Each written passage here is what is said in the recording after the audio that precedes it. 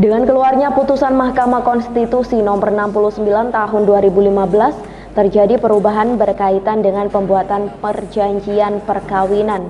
Apabila sebelumnya perjanjian perkawinan hanya dapat dibuat sebelum atau pada saat perkawinan saja, maka kini perjanjian dapat dibuat suami istri sepanjang perkawinan.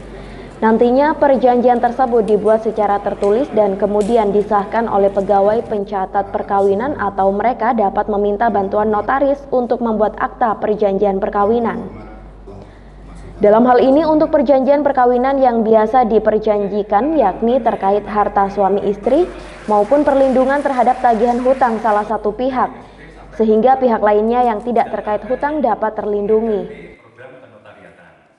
Ini adalah menyeminarkan mengenai perkawinan yang perjanjiannya biasanya sebagaimana diatur di Undang-Undang Nomor 1 Tahun 74 Pasal 29 itu adalah premarital ya, atau dalam bahasa asingnya adalah prenuptial agreement, artinya perjanjian kawin yang biasanya dan kita pahami dalam hukum Indonesia khususnya itu biasanya diperjanjikan sebelum melangsungkan perkawinan. Tapi berdasarkan putusan Mahkamah Konstitusi nomor 69 tahun 2015, Mahkamah Konstitusi telah mendobrak perjanjian perkawinan ini bahwa perjanjian perkawinan tidak hanya sebelum perkawinan tetapi juga bisa diperjanjikan selama masih berlangsung perkawinan.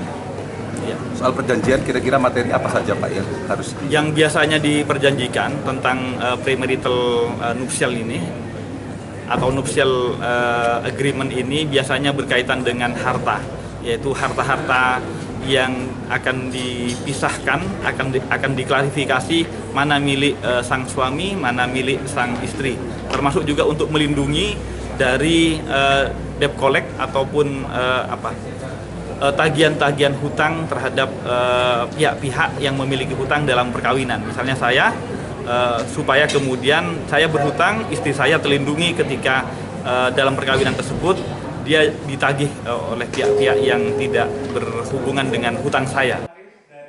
Sementara itu pihak panitia Siska mengaku kegiatan ini merupakan seminar angkatan dari mahasiswa Fakultas Hukum Universitas Jember. Selain membahas isu terkait, seminar ini juga sebagai bentuk diskusi dan tukar pikiran antara mahasiswa maupun alumni Fakultas Hukum Universitas Jember.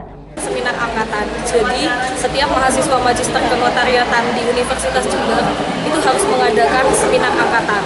Jadi saat ini kami dari panitia seminar angkatan 2015 itu mengusung tema tentang implikasi putusan Mahkamah Konstitusi nomor 69/PUU/Romawi 13 tahun 2015 tentang putusan ini memberikan persetujuan untuk membuat perjanjian kawin itu setelah menikah. Jadi ini merupakan isu yang masih hangat, jadi kita mengangkat isu ini. Dari Sumbersari, Yudis Adi, Jember 1 TV melaporkan.